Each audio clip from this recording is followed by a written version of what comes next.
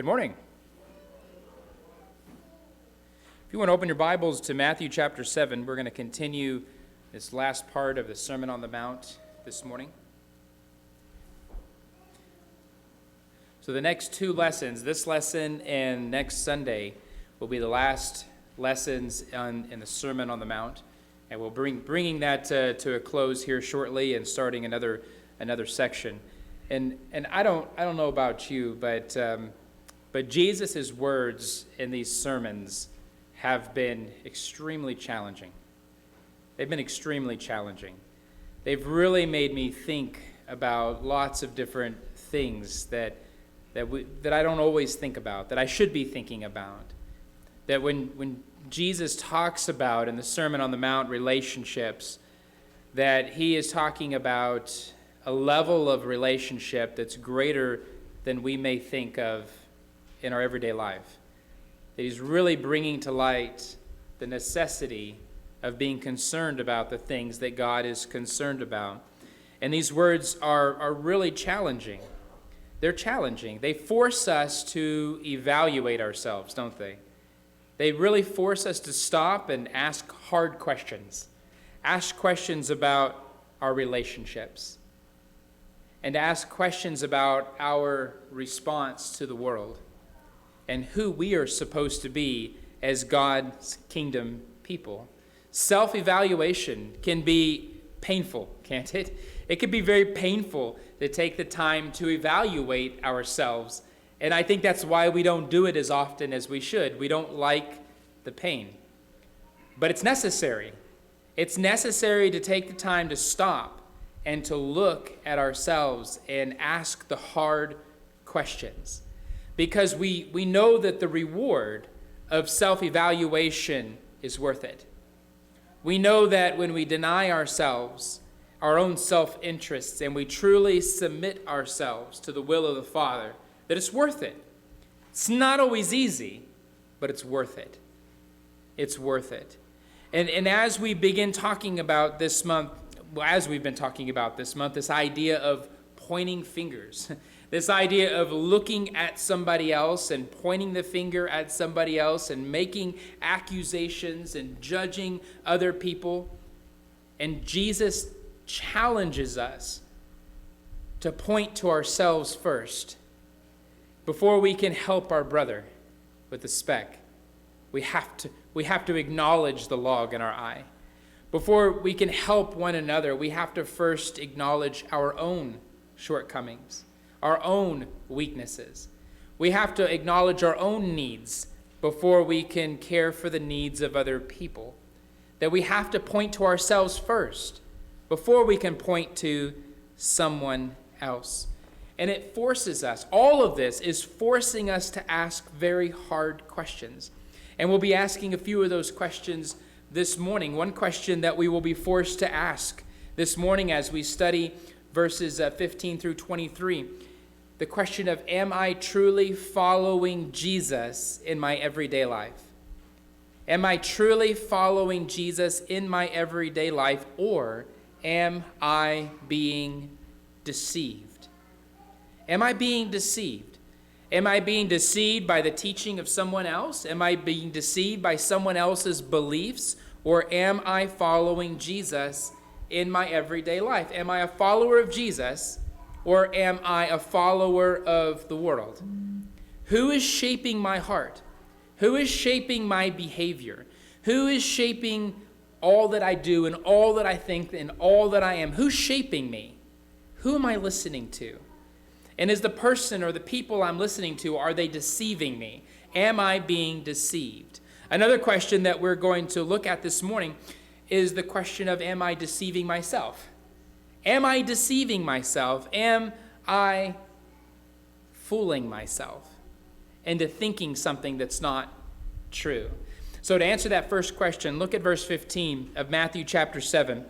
Verse 15 of Matthew chapter 7, Jesus says this. He says, beware of the false prophets. Beware of the false prophets who come to you in sheep's clothing, but inwardly are ravenous wolves.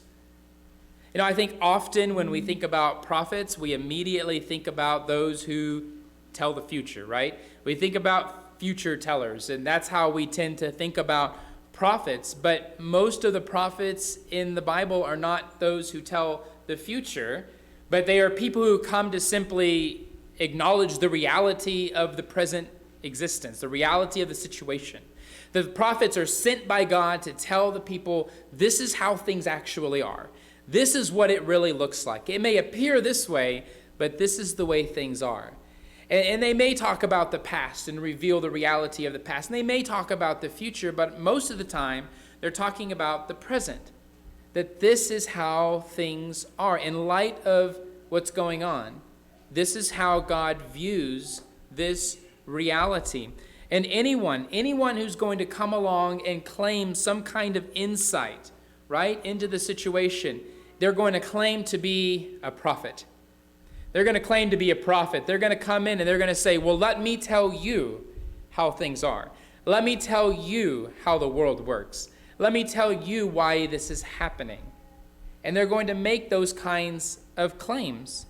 And in the secular world, we see this, don't we? Not just in the religious world, but in the secular world, we think about those who want to speak into our lives and tell us how things are and tell us the way things ought to be. You turn on the TV, turn on the radio, and just listen to all the different voices that are trying to speak into your life. They're trying to get you to listen to them. They're trying to tell you, I want to tell you why things are happening this way. I want to tell you why this is the way it is. And there's so many of them, and they're all wanting us to listen to them. They want us to listen and pay attention to them and change our way of thinking based on their words. They want us to change because of something that they said. And there's so many like that in the secular world. Go to Barnes & Noble and look at all the self-help books. I mean, go to the parenting section and look at all the parenting books. It's overwhelming how much information is out there, but there are so many who want to speak into our lives. And often when you read those, you find conflicting information, right? They don't always say the same thing, but they want you to listen to them. They want to be your prophet. They want to communicate to you. They want to shape your heart the way they feel things ought to be and the way things are. They want you to listen to them. And it's also true, we know it's true in the religious world, that there are many who want to tell you how to think. They want to tell you how to feel. They want to tell you what to believe. They want you to listen to them. We are inundated every day with people, secular or religious, who want you to listen to them. And it can be overwhelming. It can be overwhelming. How can we know? How can we know that the people that are trying to speak into our lives, how can we know that we can listen to them? How can we know that we can trust them? How can we know that what they're saying is truly true or whether it is false? How do we know if they're telling the truth or they're a false prophet? Look what Jesus says in verse 16. He says, you will know them by their fruits. You'll know them by their fruits. You will know them by their fruits. He says, and he gives a few examples. He says, grapes are not gathered from thorn bushes, nor figs from thistles, are they? It's a really plain, simple example, isn't it? We don't go to the thorn bush and we don't go looking for grapes or figs from the thistle. And then he first says in verse 17, so every good tree bears what? Good fruit. Every good tree bears good fruit, but the bad tree bears bad fruit. And then he says in verse 18, a good tree cannot produce bad fruit, nor can a bad tree produce good fruit. Every tree that does not bear good fruit is cut down and thrown into the fire. You will know them by their fruits.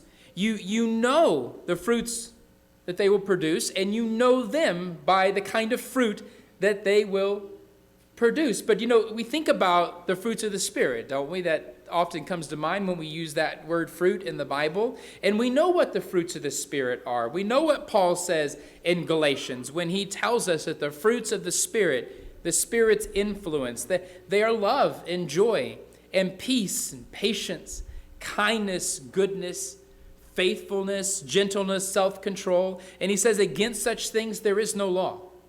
We know what those fruits are. We know what the Spirit produces. We know what a person looks like when they're being influenced by the Spirit of God, that this is the fruit that they will produce in their life. This is the fruit the Spirit produces. But we also know what kind of fruit the flesh produces, don't we? We know what kind of fruit the flesh produces. Paul tells us. He says, now the deeds of the flesh, he says, are evident. The deeds of the flesh are evident. He says their immorality, their impurity, their sensuality, their idolatry, their sorcery and enmity, strife, jealousy. He says their outbursts of anger, disputes, dissensions, factions, envying, drunkenness, carousing. And he says things like these. We know what they look like. We know what kind of fruit the flesh produces. And he says, I've warned you about these things. You've been forewarned about these things, just as I have forewarned you, that those who practice such things will not inherit the kingdom of God. We know what this looks like. We know that there is a difference. And he says, you'll know the false prophet by their, what? Fruit. You know the false prophet by their fruit. I think in the last few years, there have been several situations that have come up of religious leaders who have been very public in the world, and it has come to light that their life outside of the limelight, if you will, behind the camera, was not anything like what they appeared to be. There have been several who have been outed for a lot of immoral things. And on the outside, if you were to read their books, if you were to listen to what they had on TV or whatever, you would think that these people are good people. But the fruit of their life was evident that something wasn't right, that something was wrong, because the fruit that they were producing in their life was not good. And we can even call some of these people wolves in sheep's clothing. They wanted you to listen to them, but the fruit was not evidence of a Spirit-filled life. They were wolves in sheep's clothing. The fruit of their life was evident of the intention of their heart. But it's not just what is being produced in their life that we're concerned about, right? It's not just what's produced in their life, but it's also what's being produced in your life. What's being produced in your life? When you hear somebody speak and they want you to listen to them, and they want you to hear the words that are coming from their mouth, and they want you to change your life based on what they are saying, what kind of fruit is being produced in your life when you listen to those people? When you listen to the talk radio show host and they are telling you to think this way and to believe this way and to act this way, and you do it, what kind of fruit is being produced? Who do you become? What kind of fruit is producing in your life when you read that book, or you hear that person speak on the radio, or you hear that person talking? That too is evidence. That's evidence to know whether that person is speaking truth or whether they are saying is a lie. What kind of fruit is being produced? Do you find in your life, when you listen to certain people, when you read certain things, do you find love? Do you find joy? Do you find peace, patience, kindness, goodness, faithfulness, gentleness, self-control? Do you find that kind of fruit being produced? Or do you find the fruit being strife and jealousy and outbursts of anger and dispute and dissension and factions? Is that what's being produced in your life? What is being produced? Evaluate the fruit that is being produced. You know, as a preacher, I think about this daily. Because, I have to call out sin as sin, right? I mean, if the Bible calls it sin, it's sin, and you have to call it out. You have to say that it's sin. You have to warn people of the destructive nature of sin and the undesirable consequences of it. You have to point out the truth of those things. And you have to point out the truth knowing very well when you point out the truth, it might very well conflict with other preachers. And there might be times when you say, well, the Bible says this, and somebody else says that. And there are times when you have to say those things, and you have to question, How am I saying those things? How is it coming across? How is my attitude when I say those things? How am I being perceived by those who listen? Right? Because you know just as well as I do that a steady habit of hellfire and brimstone preaching produces what?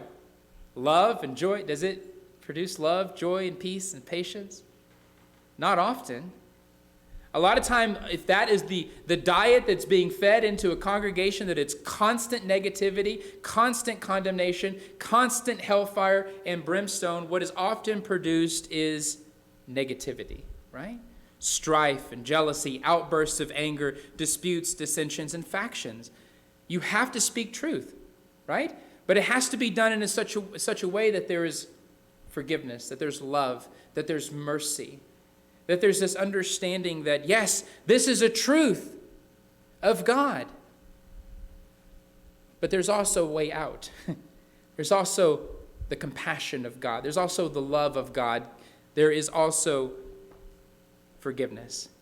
Preach judgment, and you preach forgiveness. What kind of fruit is being produced by preaching? What kind of fruit is being produced by teaching? What kind of fruit is being produced by anybody who is trying to speak into your life? We need to pay attention to what is being produced.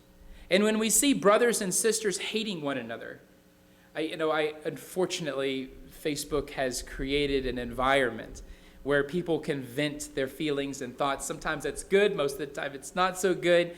But the brotherhood has become so divided over certain topics because of it. And I read different quotes and I read different things, and all you hear, whether it's right or wrong, whether it's true or not true, you hear hatred and anger and strife. All throughout the writing, all throughout their words, they're just looking for an opportunity to bash each other and to hurt each other and to prove that they're right. Is that the kind of fruit that is supposed to be produced in a person's life when truth is being spoken? Those are questions that we need to ask.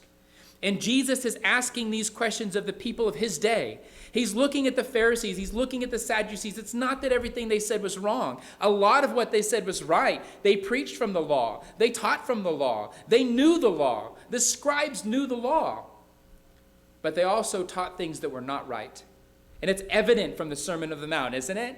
It's evident that they were quick to say, well, this is the law, and that's true, but this is how I want it to be. Right? And you heard it said. Remember, Jesus went through this whole log list of things that they heard, and a lot of those things were true, but their actions did not line up with the teaching. They turned around and they hated their brother. They turned around and they separated themselves from their spouse just because they wanted to, just because they felt like the law allowed them to. They turned around and they treated their brothers and sisters ill. They got part of it right? They got the application when it comes to the actual law itself and the pinpointing of that and saying, I've never done that. I've never murdered anybody. I have never... But they hated their brother in their hearts. They missed it. They missed it. And they were the ones teaching Israel. They were the ones teaching the people. And guess what kind of fruit was being produced in the lives of the people in Jesus' day? And Jesus sees it. He sees it. He said, these are false prophets. These are false prophets. And you know them. You know that they're false prophets. How? You will know them by their fruits. Pay attention. Beware of the deceivers. Do not be deceived. And then in verse 21, not only are we not to be deceived, but we're not to deceive ourselves. Jesus says, don't be deceived. Be careful. Pay attention. Don't be lied to, but also don't deceive yourself. Look at verse 21. Jesus says, not everyone who says to me, Lord, Lord, will enter the kingdom of heaven, but those who do the will of my Father who is in heaven will enter. You know, we started this Sermon on the Mount. We started this sermon surprised at those who would be part of the kingdom of heaven, the marginal people of society.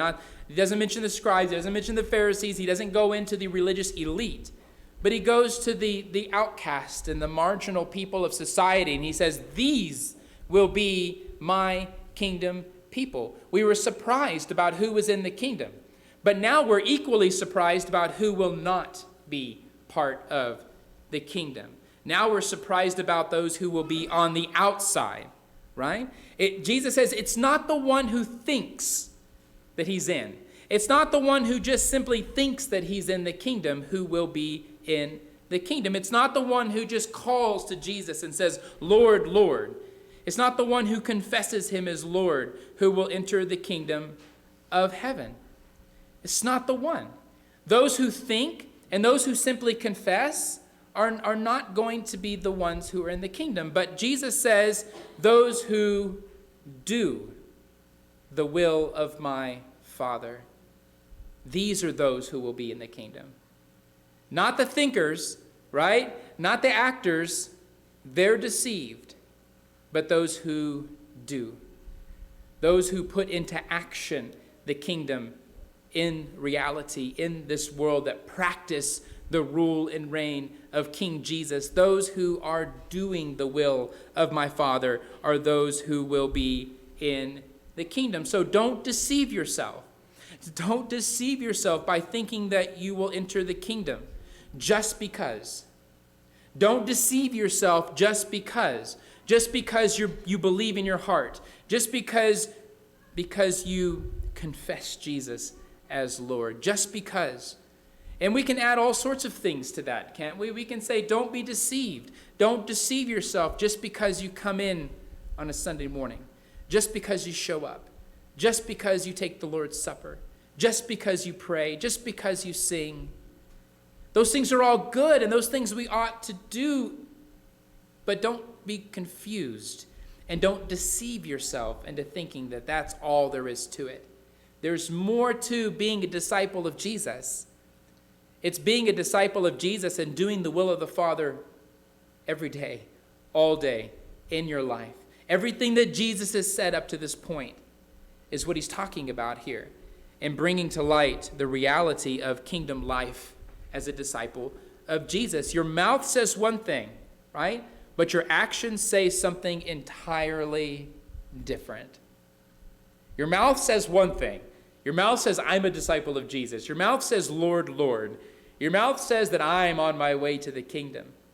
But your actions say something entirely different. They live a life of disobedience.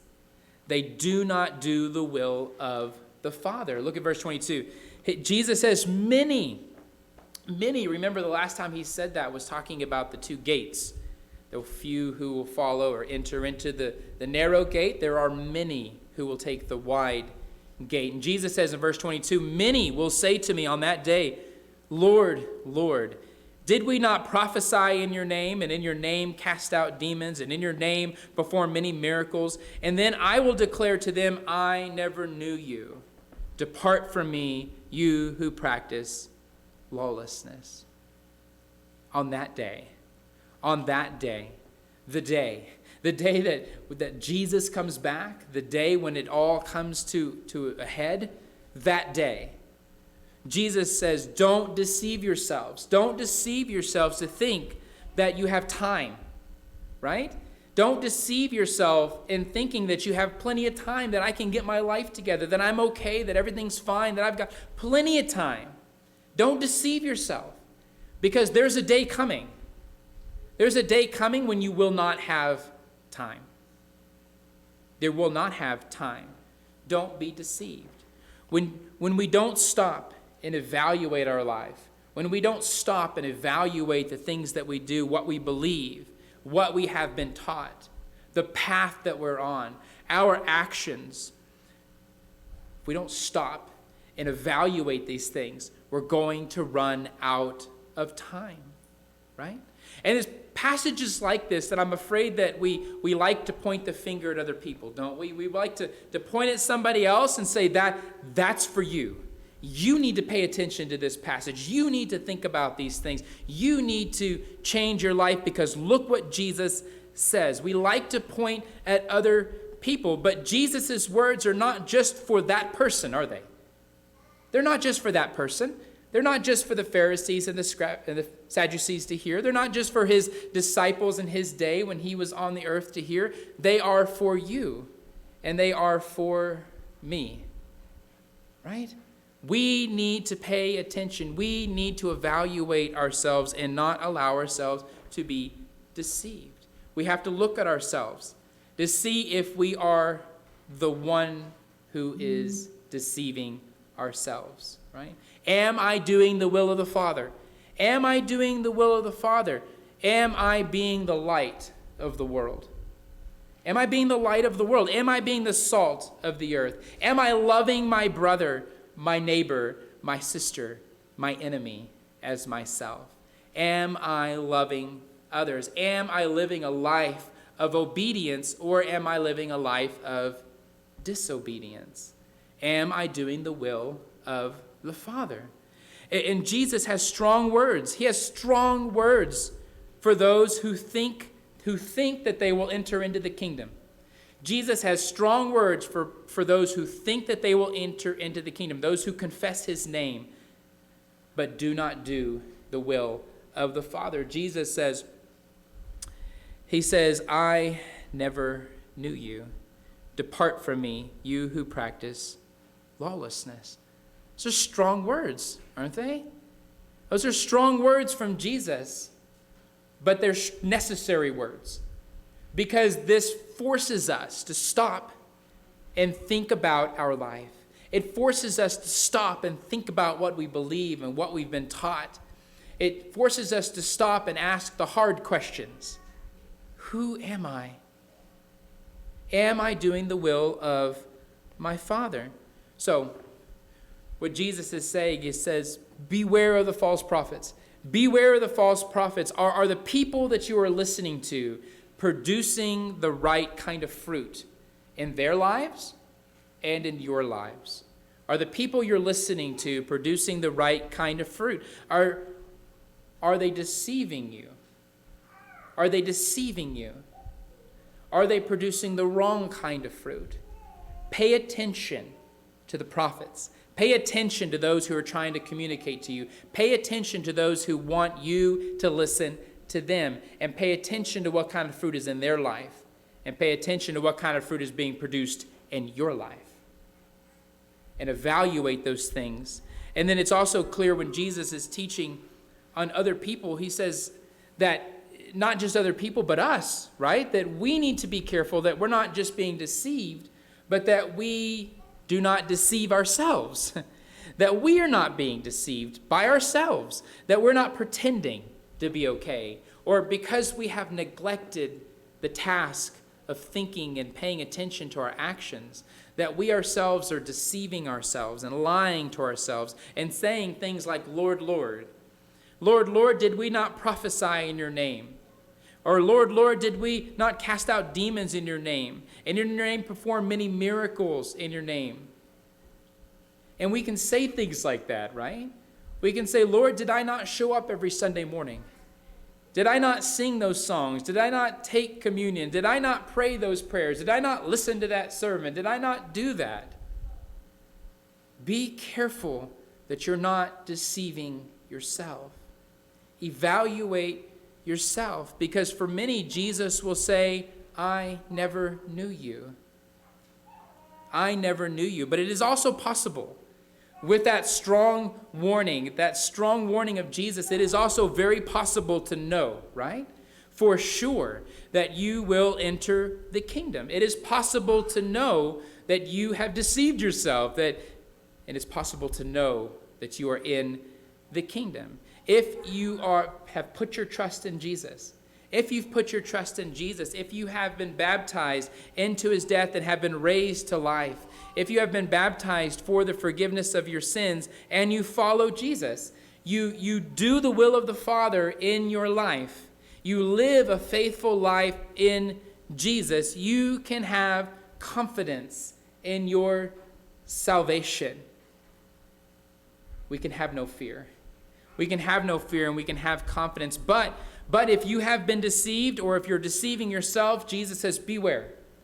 Beware of those things. Beware of that possibility. Pay attention to yourself. Pay attention to what you're listening to. Pay attention to what's being produced in your life. And ask the hard questions. Even if it's painful, ask the hard questions because that day is coming. That day is coming. So if there's anybody here this morning who needs to ask those hard questions, if there's anybody here this morning who is sitting here and you're thinking, have I been deceived or am I deceiving myself? And you desire the prayers of this congregation, that's what we're here for.